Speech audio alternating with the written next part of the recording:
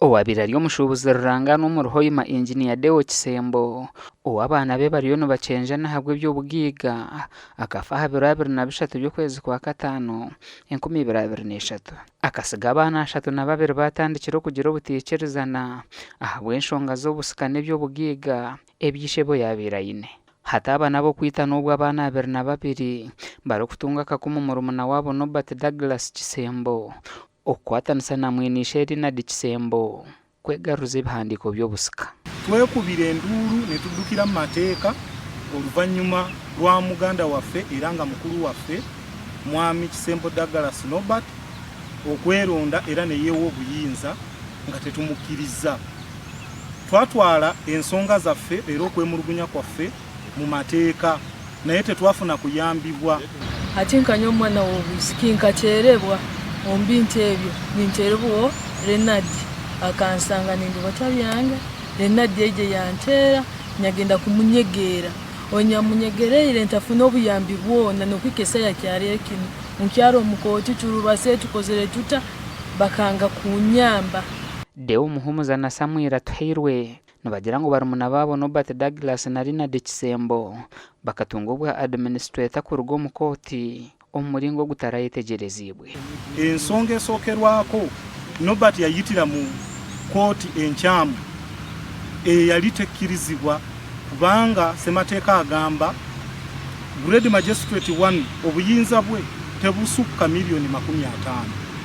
Tuyina obukakafu obumala nti estate ya kitaffe esukka n'obuwumbi obubi mu ssente za Uganda.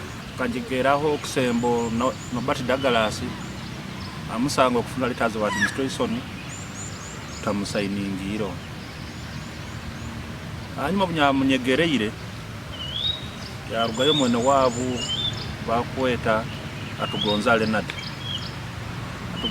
ogo yanteekaho omusango okumuha obutwa nalina nyonyikalo mu nkomo hanyuma nafuna beiro nyarugayo okanyomba ninsabe kooti eno ensonga zino zona zikuleetwaho abo omuntu kutamarwa balinsaba ky'omusango gwayitogwa mu high court ensonga zona zijakora kurugaho. Enshonga zabo bakazitwara wa RDC wa Hoima Badru Mugabi konkati ziragonjwirwe. Habayireho obutakegangana mu family ya omugenzi Engineer Kisembo abamu abana ba Engineer Kisembo bakayija hano kandi bayine misango endi eri ha police. So nyagezaho gukora mediation bayitu bali makwatagana. So twabasindika mu court kandi bwire buno musango guno kuli mu court. We Douglas na Rinald abari kugambwaho kuba bari hagati y'emicenjano egi nibagira ngo empapuro ziri kubahereza obwa administrator bakazitunga ha 21 by'okwezi kwa 8 2023 kandi ngo ebindi biri mu kooti. Kubarizibwaho bya media muri bakumurugura media ebya kubaza kuti biri mu kooti mukubagamba ibikusangiri mu kooti. So musango gupa buli mu kooti nyo tinyiro binanisibwa bwoguhanura ukubugabukire omusobozi bw'omuramuzi akuhanura omusango. So nyowe nk'omuntu na nyowe ndindirire kiki ekyomuramuzi ekyali kiwawe. I think a public etandike kuroraga abantu abatuyina mu family abatukudiringa nabo agambewe kintu kiri mu kooti and court has processes.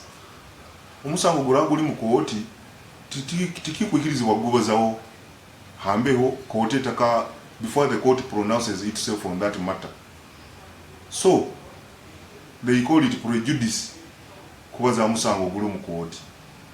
Aramanya akanyegera umusango mu kooti tukusaba gumisirize ekirungaga mino yanyegereire so ayegumye kooti ekyo umusango ombukire bwabo.